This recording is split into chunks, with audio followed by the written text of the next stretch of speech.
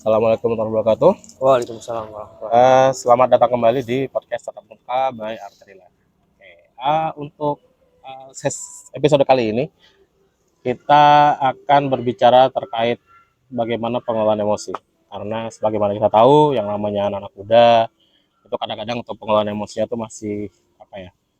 Masih kurang, mungkin ada sebagian yang kurang stabil, ada juga yang sudah stabil gitu Mas. Nah, itu yang jadi apa ibaratnya itu yang jadi rasa penasaran saya gitu loh terhadap bagaimana sih cara pengendalian emosi ini. Nah, gini Mas, eh saya mau nanya terkait ini, saya sebagai orang awam ya, Ya. untuk kacamata orang awam, apa itu emosi dan kenapa ada yang bisa mengendalikannya dan ada yang nggak bisa mengendalikannya itu Mas. Oke. Kita fokus dulu ke emosinya ya Mas ya. Emosi ini adalah gejolak yang berasal dari dalam diri manusia. Ya. Dalam hal merespon aktivitas ataupun fenomena di luar dirinya. Yang mana kita harus kenal dulu Mas, yang namanya emosi ya. Ya. Mas Wahyu, kira-kira emosi itu ada apa aja Mas Wahyu? Emosi, kalau dalam ini ya, yang saya tahu emosi itu kan terbagi banyak, ada marah, ada sedih, ada gembira, ada perasaan jijik, bahkan juga emosi gitu. Ya itulah gitu. Itu adalah jenis-jenis emosi yang muncul sebenarnya secara spontan kan, ketika kita melihat satu aktivitas, satu fenomena di luar diri kita. Nah, poinnya kemudian begini teman-teman, ini adalah satu anugerah yang Allah berikan kepada kita manusia, bahwa manusia itu punya emosi. Ya, meskipun makhluk lain ada, tetapi kitalah manusialah yang paling benar-benar baik dalam mengekspresikan emosinya. Ya, paling kompleks lah sebetulnya emosinya ya, banyak. Gitu. Contoh misalnya begini, ketika kita takut gitu ya, kita bisa langsung berubah ekspresi, kita langsung bisa merubah gesture gitu kan ya. Kan itu manusia. Bahkan pun kita bisa punya beberapa emosi dalam waktu yang bersamaan. Iya. Terharu itu kan kombinasi sebenarnya. Antara sedih dan bahagia. Ya. Ya kan? Itu adalah anugerah yang Allah berikan kepada kita. Dan poinnya adalah seharusnya yang pertama kali kita lakukan adalah mengenal emosi, Mas Wahyu. Oke, mengenal emosi. Jadi kita harus tahu nih ibaratnya ini apa yang sedang kita rasakan lah seperti itu ya. Itu Mas Wahyu. Ya. Nah, jadi kita kenali dulu emosinya, kita pahami bahwa emosi itu bagian dari hidup kita, bagian dari diri kita. Itu dulu. Sebelum kita berbicara masalah tadi pengendalian emosi. Karena apa? Kalau kita nggak kenal, bagaimana kita bersikap? Itu kan jadi pertanyaan besar, Mas Wahyu. Iya, benar. Kita harus tahu dulu emosi kita seperti apa. Iya kan? Jenis-jenisnya seperti apa. Iya kan? Nah, kemudian dari emosi ini kita harus pahami betul. Misalnya contoh, marah itu yang seperti apa sih? Sedih itu yang seperti apa? Kecewa, jijik itu yang seperti apa? Karena apa? Respon emosi masing-masing orang itu bisa saja berbeda. Tergantung dari perilaku atau kejadian ataupun bahasanya apa ya, stimulusnya. Contoh Mas Wahyu, saya melihat darah biasa aja, Mas Wahyu bisa aja disijikan. Iya, bisa jadi. Ada orang lain yang bisa saja takut. Jadi macam-macam tuh. Jadi ibaratnya merespon suatu hal itu bisa banyak banget tuh emosi yang terjadi pada masing-masing manusia seperti itu. Iya kan. Jadi kita harus kenali dulu gitu Mas Wahyu. Sebelum kita melakukan pengendalian. Kemudian pertanyaannya bagaimana kita mengenalinya? Kira-kira Mas Wahyu, emosi ini muncul dari usia berapa sih? Emosi itu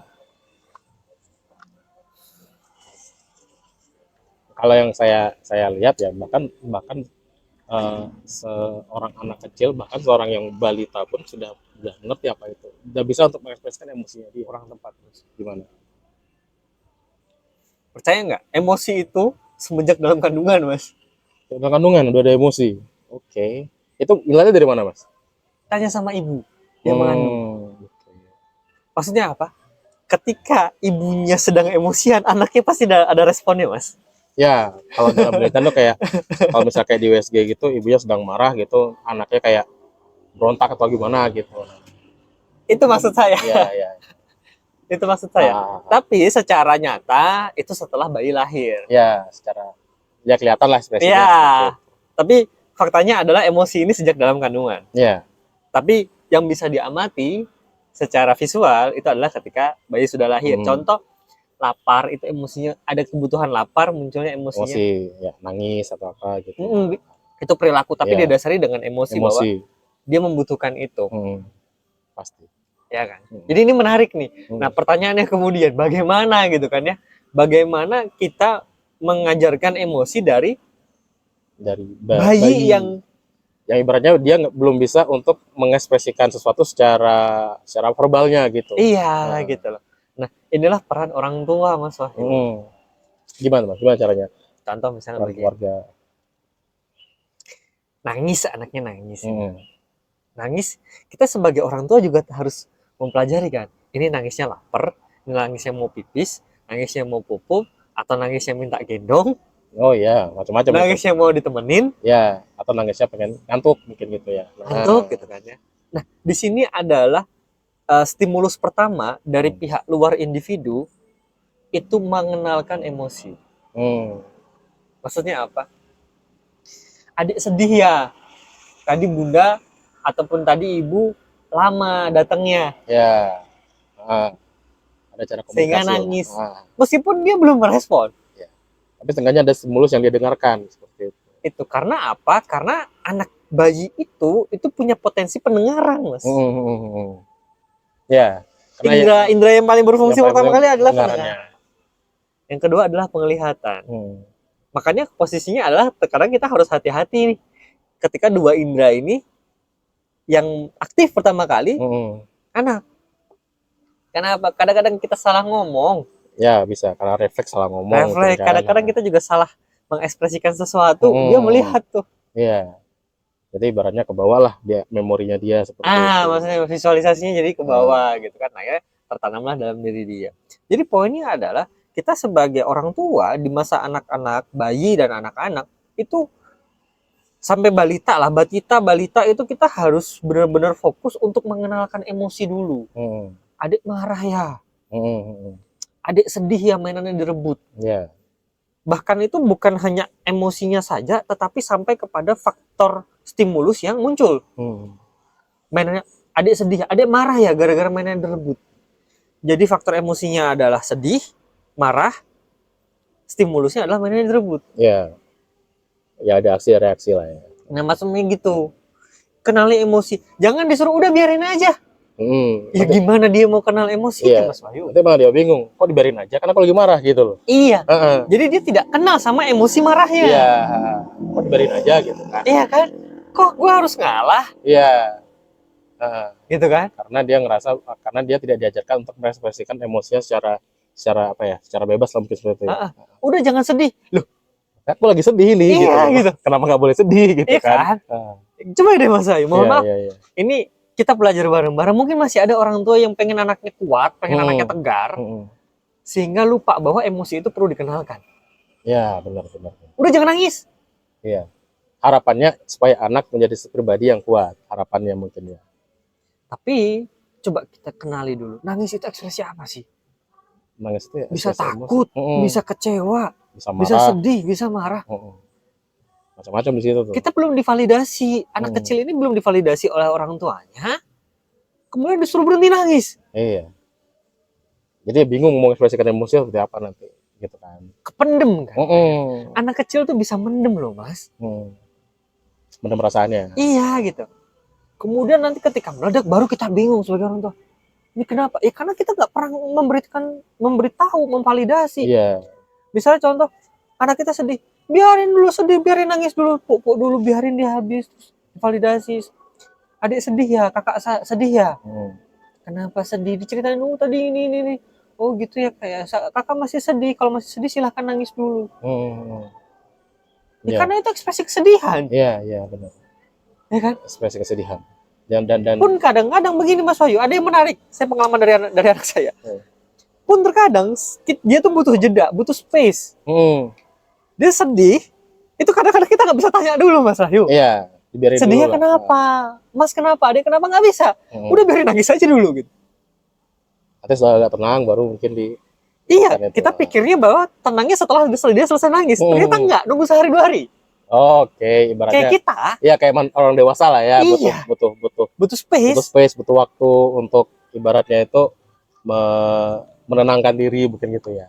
Baru bisa cerita ke orang lain. Sekarang pertanyaannya, berapa banyak orang tua yang sadar akan hal itu? Nah, itu. Karena mengenali emosi itu adalah hak anak. Iya.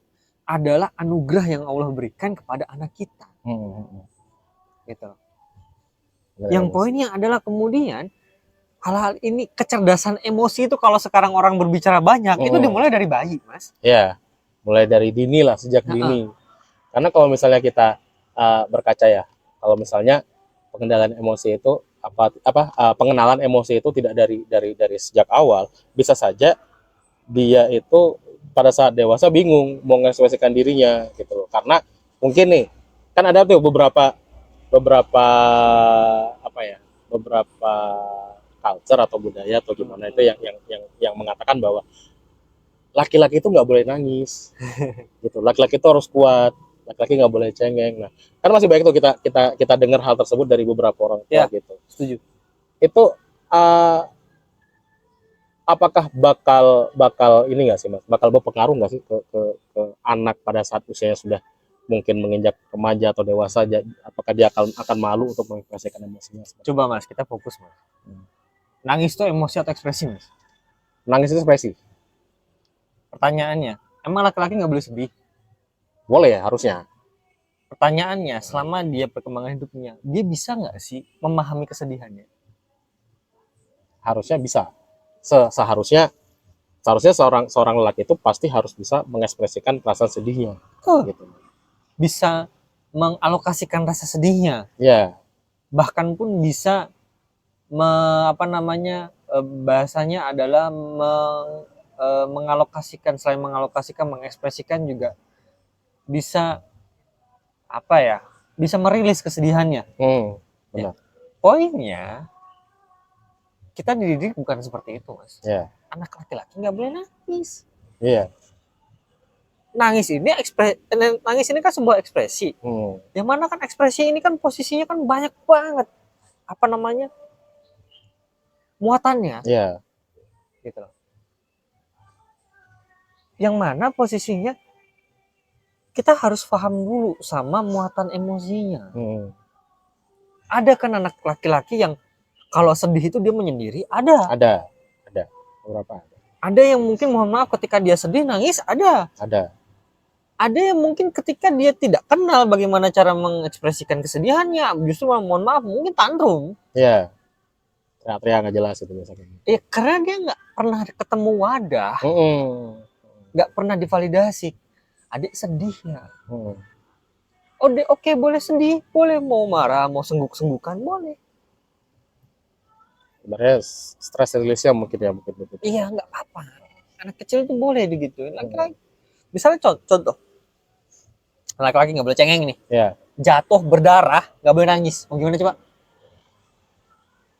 Ya susah juga.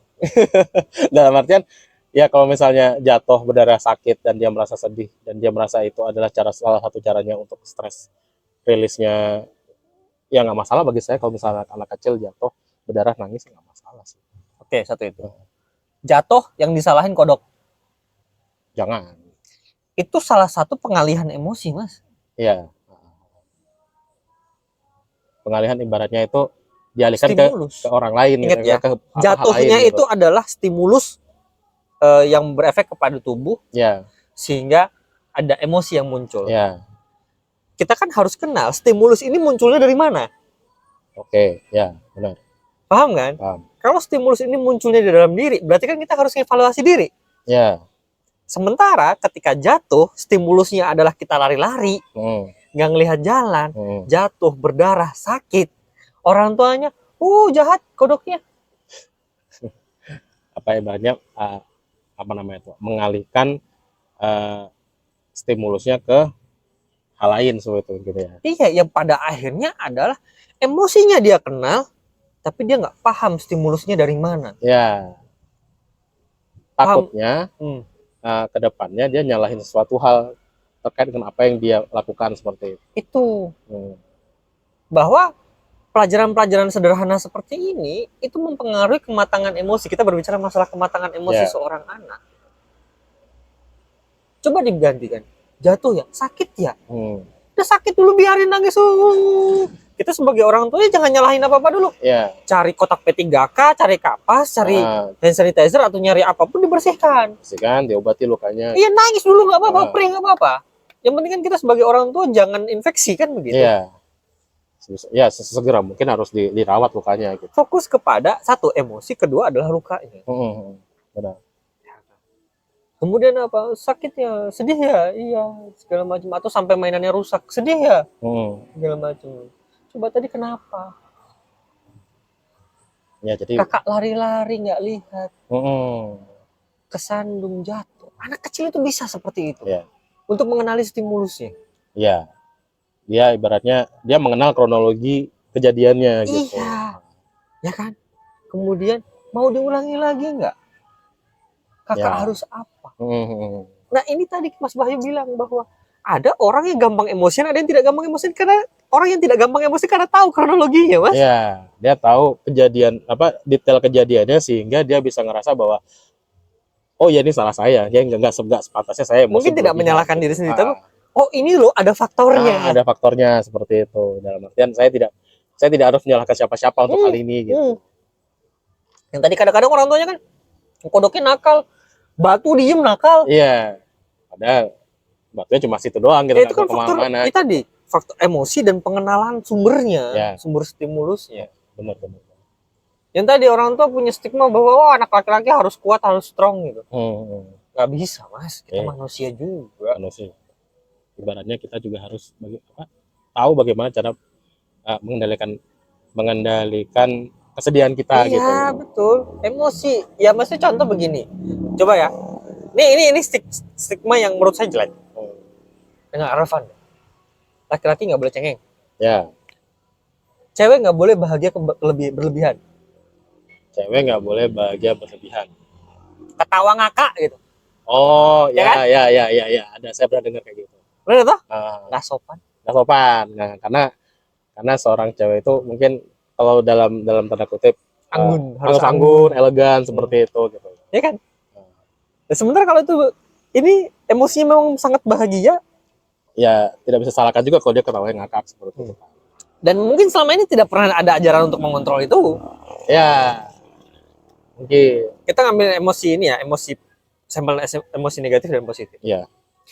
Bahagia berlebihan juga nggak baik kan? Ya, benar. Sedih berlebihan juga nggak baik. Benar. Ya kan? Ya. Yang sering menjadi masalah adalah di lingkungan sosial kita ada mengendalikan emosi negatif. Benar ya? Ya. Contoh misalnya begini. Tadi kronologinya adalah ketika kamu bermain, ada anak kecil bermain dengan temannya. Mainannya direbut tanpa ada izin, tanpa ada permohonan gitu. Dia marah, terus kita suruh biarin. Berarti kita mengajari dia bahwa silahkan ambil hakku. Ya, dalam artian tidak ada cara untuk mempertahankan diri. Iya kan? Haknya gitu. Karena ada sikap permisif dari orang tua. Iya. Gitu loh. Didikan orang tua saya berantem dulu. Iya. Ibaratnya penuhi hakmu dulu, pertahankan hakmu dulu. Kalau perlu berantem gitu. Karena dalam artian itu untuk mengajarkan kita bahwa orang lain itu tidak boleh sembarangan untuk mengambil hak kita, mengusik ranah privasi kita gitu. Kecuali kalau misalnya dia pinjam gitu loh. Dek, pinjam ya. Kemudian kita sebagai orang tua melihat anak kita mempertahankan mainannya, coba ini ada pelajaran lain gitu loh yang perlu kita arahkan misalnya. Oke, ini si Mas mau minjem mainan adek. Ya. Boleh nggak? Nggak boleh. Oh, bolehnya kapan? Iya, boleh kapan? Sebenarnya bentar lagi ya. Adek masih main, mah. Ya sampaikan sama Masnya. Ya. Adek masih main, Mas. menit lagi, meskipun anak kecil ini nggak tahu konsep 5 menit, tapi oh sebentar lagi. Sampaikan kepada masnya. Masnya juga udah disampaikan, ternyata masnya belum paham, sampaikan, perkenalkan gitu loh. Oh adiknya masih main, mas main yang lain dulu. Nanti kalau adik sudah nggak main, baru boleh dimainkan. Gitu. Jadi ini tuh sebenarnya pengelolaan emosi di lingkungan kecil. Sama keluarga kakak beradik, mungkin teman bermain, berantem itu biarin. Yang penting tidak melukai satu sama lain ya. Kita sebagai orang tua harus tahu itu.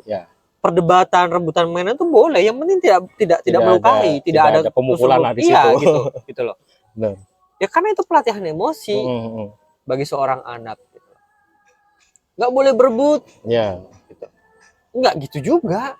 Ya ketika misalnya hakmu diambil, masa kamu nggak mempertahankan? Ya kan? Tanpa izinmu gitu kan, harusnya dipertahankan, ibaratnya bisa untuk bela diri sendiri gitu kan. Itu adalah salah satu bukan side effect ya, sumber dari dia tidak bisa mengekspresikan dirinya, Mas Wahyu.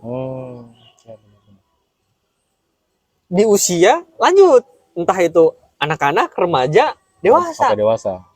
Ya karena nggak terbiasa kan. Dari kecil tidak diajarkan untuk mengekspresikan dirinya, maka pada saat dia dewasa susah untuk mengekspresikan dirinya gitu. Kamu jahat sama aku. Orang tua kita nggak pernah ngajarin. Bagaimana cara bahwa aku marah nih, kamu jahat sama aku. Yang diajarin apa? Udah tinggalin aja, pergi aja. Atau mungkin hajar aja. Tapi tidak pernah mengajarkan, sampaikan sama Wahyu kalau kamu marah, kalau kamu nggak suka. Ada ibaratnya itu apa ya? Asertif. Negosiasi, asertif dulu. Ada asertifnya. Dalam artian kita harus bisa mengekspresikan bahwa kita itu sedang merasakan ini ke orang lain gitu. Aku nggak suka kamu gitu loh, Yu. Jangan gitu. Benar. Harusnya gini. Iya kan? Iya benar. Jadi mainan sana dulu, Yu. Yang itu loh, itu kamu tadi mainan itu. Nah, anak kecil itu bisa seperti itu sebenarnya. Jadi aku marah, aku sedih kalau kamu gituin. Jadi dan itu pun sebenarnya terbangun dari pola dengan orang tua. Contoh misalnya kamu lembur ataupun siapalah orang tuanya lembur gitu kan, nggak pamit sama anaknya nungguin. Anaknya nungguin terus kok ini bapaknya nggak pulang-pulang di jam segini gitu. Iya kan? Seharusnya kan kita sebagai orang tua pamit, ataupun sekarang udah ada telepon, ada WA kan, ada video call. Nah maaf ya, ayah kerja sampai malam. Adek, mas, bubuk duluan sama ibu sama mama. Gitu ya, nanti ayah nyusul, nanti papa nyusul, nanti bapak nyusul. Meskipun dia sedih bahwa papanya belum pulang, mamanya belum bapaknya belum pulang, gini dong, tanya sama si ibunya di rumah, tanya, adek, mas nungguin papa ya? Iya, adek mau tidur bareng papa, adek sedih. Dawatnya kita harus, jadi pola komunikasinya juga harus bagus ke anak sendiri gitu. Sekarang pertanyaan saya adalah, ketika seorang anak tidak pernah bisa mengkomunikasikan emosinya dengan orang tuanya, pertanyaannya dia mau komunikasikan ke siapa? Ya ke orang lain. Iya kalau orang yang bagus. Iya. Kalau orangnya ibaratnya nakal, ya bakal nakal juga gitu. Karena dia tidak susah untuk bukan susah, bahkan mungkin jarang berkomunikasi dengan orang tuanya gitu. Nah itulah mas, maksudnya begini, emosi itu bawaan rumah. Benar. Kalau di rumah itu kita tidak pernah dikenalkan, tidak pernah difahamkan, tidak pernah didengarkan, susah mas menunjuk kematangan emosi itu mas. Iya. Pun kalau misalnya dia matang secara mandiri, dia akan melalui proses yang sangat panjang mas Wahyu. Benar. Bahkan mungkin dia baru ketemu cara pengendaliannya pada saat dia dewasa. Iya. Karena secara posisinya adalah, secara biologis kematangan emosi seorang laki-laki itu di usia 21-22 tahun mas. Ini biologis ya.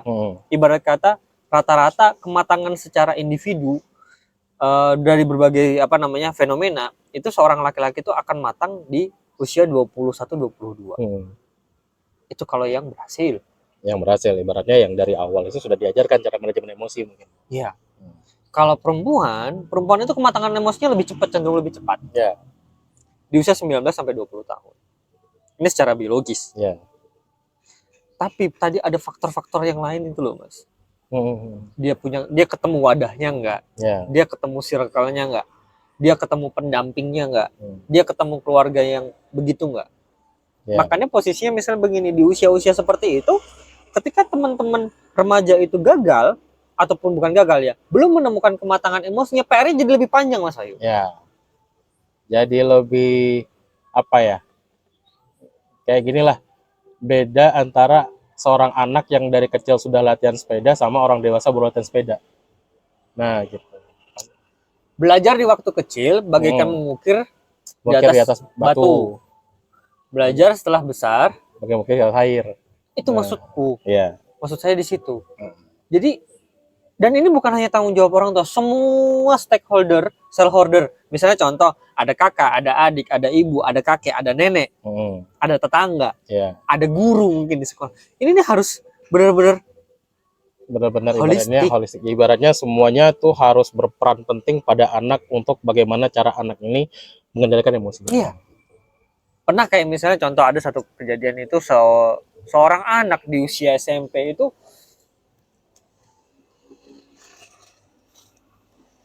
bawa mainan, Mas. Bawa mainan ke sekolah. Dan itu mengganggu. Mengganggu, dan mainan ini diambil oleh gurunya. Ya, disita oleh gurunya, kemudian disuruh mengambil di ruang guru. Ya. Anak ini, Mas, itu datang ke ruang guru, tapi tantrum. Oh, teriak-teriak apa, marah-marah gitu. Gurunya bilang begini, kalau kamu masih begitu, saya telepon orang tua. Oh, tambah jadi. Oh, tambah. Iya, oke. Tambah jadi. Gurunya datang, orang tuanya datang, masih begitu.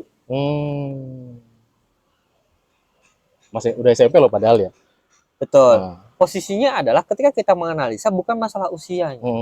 Tapi coba pemahaman terkait dia, ternyata sumber kesedihan itu atas perilaku dia sendiri. Oke.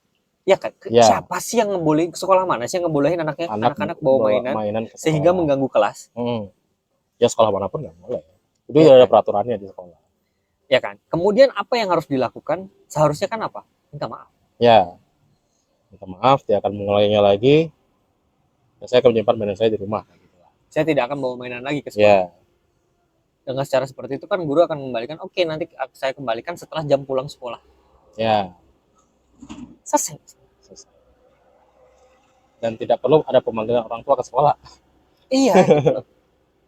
Pokoknya seperti itu. Dan sebenarnya bisa saja orang tuanya mengcover ini dari rumah sebelumnya. Nah, ini jarang terjadi sekarang. Orang tua ngecek bawaan anak. Jadi ibaratnya anaknya dilepas gitu aja, kan dicek tasnya, entah dia bawa mainan atau mungkin parahnya ya bawa rokok mungkin gitu. Ya, kita bisa cek lah. Iya. Karena saya tidak menyalahkan orang tua, tapi memang posisinya memang kesibukan orang tua sekarang luar biasa. Ya. Karena dengan dunia yang semakin moving fast ya. Dunia semakin cepat, perputaran informasi, perputaran pekerjaan itu semakin cepat ya, yang sehingga membuat orang-orang tua itu merasa bahwa kurang memiliki waktu untuk anaknya seperti itu. Tapi sebenarnya positif bahwa orang tuanya percaya bahwa anaknya udah bisa ngurus diri. Ya. Prinsip dasarnya itu. Tapi perilakunya salah. Anak-anak ini kan belum tadi secara emosi saja belum matang. Iya. Perilaku mungkin ya sosok lah.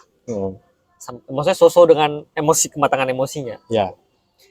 Ya meskipun kita percaya sama anak, kita kan cek. Coba, nak, cek dulu.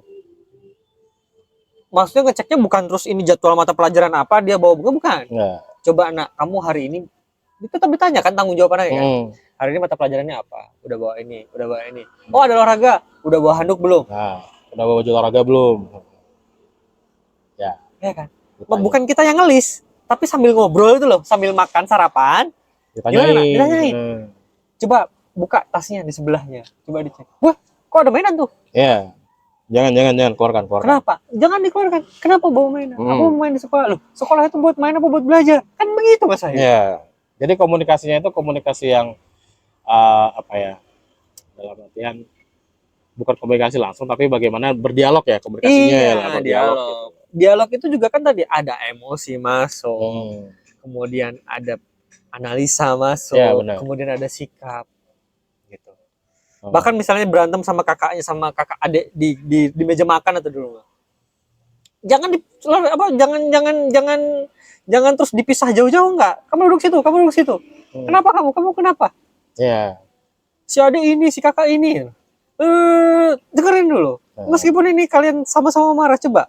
Kenapa sumbernya? Iya. Gantian ngomongnya gantian. Jadi jangan disuruh minta maaf dulu. Kenali dulu. Iya. Kalau kamu kayak gitu, kira-kira adikmu sedih nggak ngomong sama kakaknya? Kalau adik kayak gitu, kira-kira kakak marah nggak? Nah ini nih, pengenalan emosi itu ternyata sejauh itu. Gitu. Sampai gimana komunikasinya terkait bagaimana anak itu harus mengerti perasaan orang lain juga gitu loh, hanya perasaan diri sendiri. Kan? Ya benar, supaya dia tidak dalam artian tidak merasa bahwa ada hal-hal yang bisa membuat perpecahan lah di antara hubungan sosial gitu. Iya. Dan terkadang misalnya begini, contoh deh ya, salah satu emosi yang universal itu adalah cinta dan kasih sayang. Ya, itu dari kecil udah dapetin sama orang. Ya. Ini pun sebenarnya perlu dilatih, Mas.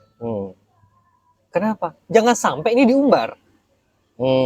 Dan juga jangan sampai ini tidak didapatkan. Nah, paham maksud saya?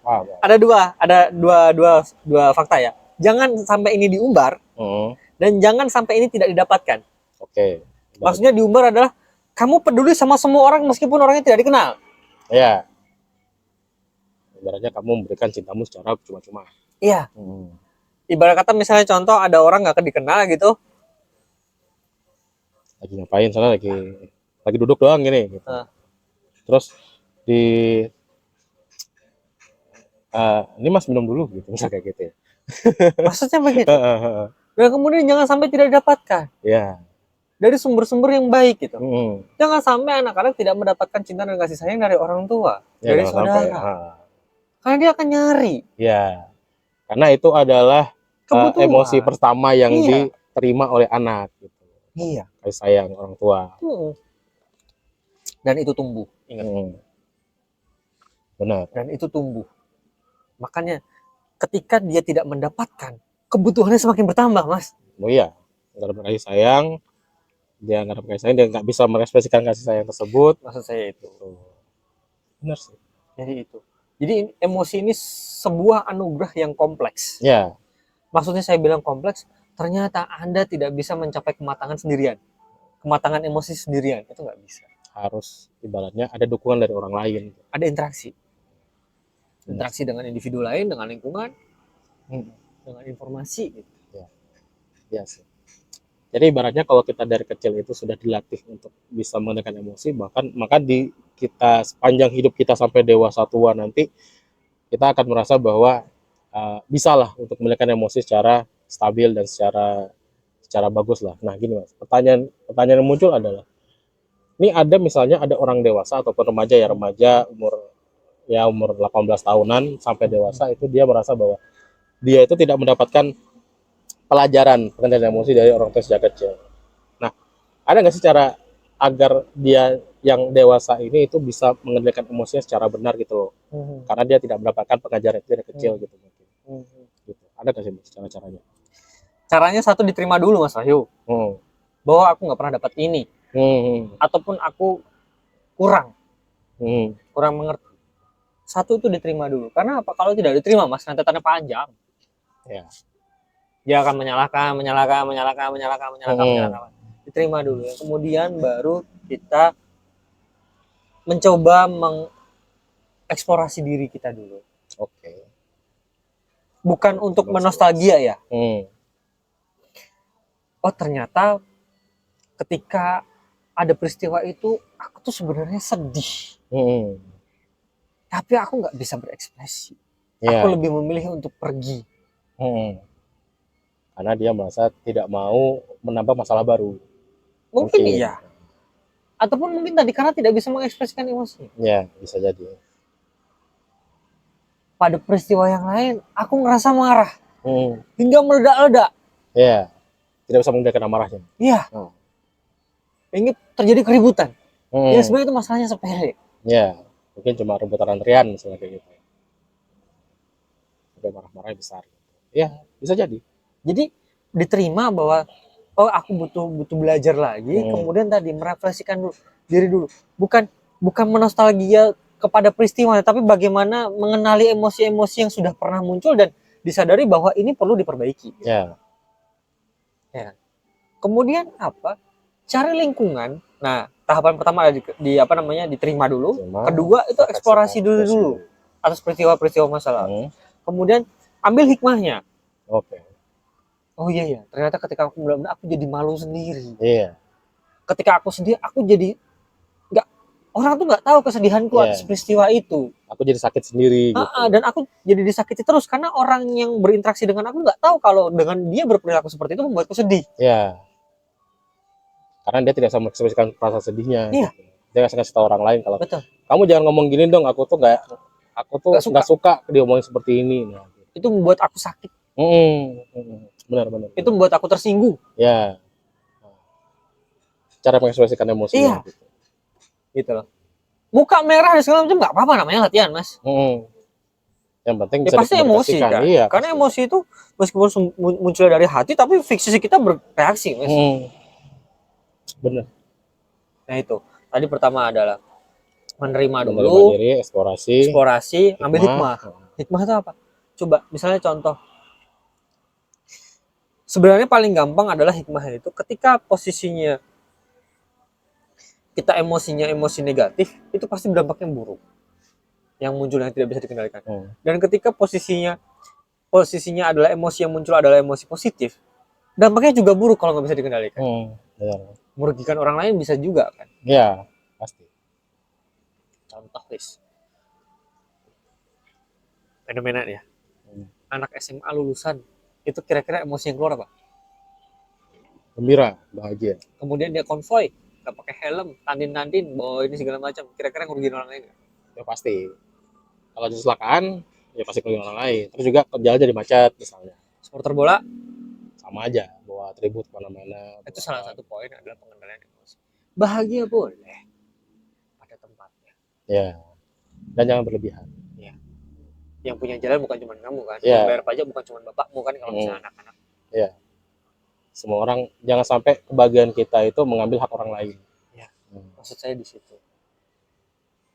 Kemudian yang kelima, poinnya adalah tadi setelah mengambil hikmah, kemudian juga pilih cara berekspresi.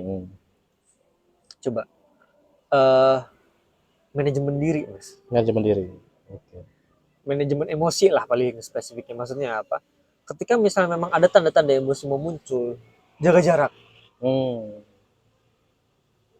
Oke, jadi ibaratnya kalau misalnya emosi, misalnya kita sedang mau marah dan kita tahu bahwa kita itu susah untuk mengendalikan amarah kita, mending kita mundur dulu aja berarti. Sebelum muncul, kan pasti ada gejala. Iya. Sebelumnya tarik diri dulu, mundur dulu. Jangan sampai kita mengekspresikannya pada orang lain. Iya. Tarik dulu, tapi tadi proses berpikirnya jalan. Wajar nggak sih kalau aku marah? Marahku sebatas apa sih? Benar. Agar ini tidak terulang. Ya, katanya juga ini yang marah bukan cuma aku doang deh. Iya. Kayaknya semuanya marah nih. Aku harus segera hentikan. Jangan sampai orang lain tersinggung. Iya. Misalnya lagi perbincangan di tempat umum. Udah, jangan gitu. Benar, menarik diri lah dulu. Menarik diri ataupun menarik sumbernya. Dan juga mungkin mengalihkan pada hal lain.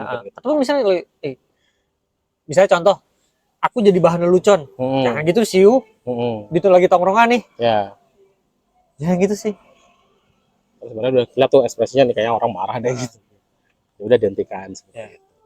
Dan bukan berarti orang yang mengendalikan emosi secara baik terlihat baik itu pinter. Mungkin dia hanya nunda. Oke. Nah ini harus kita pahami ya. Hati-hati nih. Harus hati-hati ya. Malah ditumpuk sama dia. Iya. Gitu. Pernah ada berita teman sakit hati sama sahabatnya kemudian bacok, dilukain. Karena ya saya pernah dengar cerita itu, gara-gara dia dikatain nggak pinter main game, nggak salah waktu itu. Terus baru tumpuk meledak, akhirnya terjadilah kasus tersebut gitu. Jadi ingat ya, pengendalian emosi itu bukan hanya diem, Mas. Iya. Harus diekspresikan dengan cara yang benar. Iya. Bahkan pun ketika misalnya contoh ketika ada stimulus dari luar yang itu posisinya berlebihan, tadi komunikasi asertif jadi kuncinya sebenarnya. Gitu. Yang kadang-kadang stimulus yang berlebihan ini juga pada dasarnya karena dia nggak tahu cara mengendalikan emosi dan dia nggak tahu caranya berempati. Yeah. Yang notabene, mohon maaf, konteks dua ini adalah perilaku bully dan penerima bully. Dua orang ini maksudnya secara emosi saya bisa kategorikan mereka punya masalah dua-duanya. Ya, yang satu mengekspresikan emosinya secara berlebihan atau tidak bisa melampiaskan emosinya secara benar, akhirnya dia membuli orang lain. Yang satu lagi tidak bisa untuk mengekspresikan emosinya kepada orang lain untuk jangan kayak gini gitu. Jadi ibarat dua-duanya ada masalah emosi. Kalau dari sudut pandang emosi, mereka berdua punya masalah. Benar. Karena mereka gini, salah satu faktor menurut saya, salah satu faktor kematangan emosi seseorang itu adalah kemampuannya berempati. Berempati pada orang lain. Ya. Ingat ya, empati itu adalah kita bisa merasakan ataupun kita bisa berpikir hal yang sama dirasakan orang lain tanpa harus terlibat. Merasakan. Sebenarnya kita tahu perasaan orang ya. Salah satu kalimat yang paling simpel mendeskripsikan empati adalah bersikaplah sebagaimana kamu ingin disikapi oleh orang lain. Berperilakulah sebagaimana kamu ingin diperlakukan sama dari orang itu lain. Empati. Ya. Berbeda sama simpati yang ibaratnya kita ikut terlibat dalam hal tersebut gitu ya. Ya, benar sih. Jadi kita harus mengedepankan yang namanya empati dulu. Iya, betul. Dan poinnya itu teman-teman, Mas Ayu ya, bahwa ternyata kematangan emosi itu kita harus gali dari paling dasar dulu, pengenalan, kemudian pendampingan, ya kan. Kemudian baru tadi pendampingan ini termasuk menganalisa faktor ataupun stimulus yang masuk yang mempengaruhi kita. Kemudian bagaimana cara berekspresi emosi, ya kan ya. Kemudian bagaimana kita menghindari hal-hal yang mengundang emosi, entah itu emosi positif ataupun negatif secara berlebihan. Iya. Harus dikendalikan juga itu. Harus dikendalikan, posisinya seperti itu.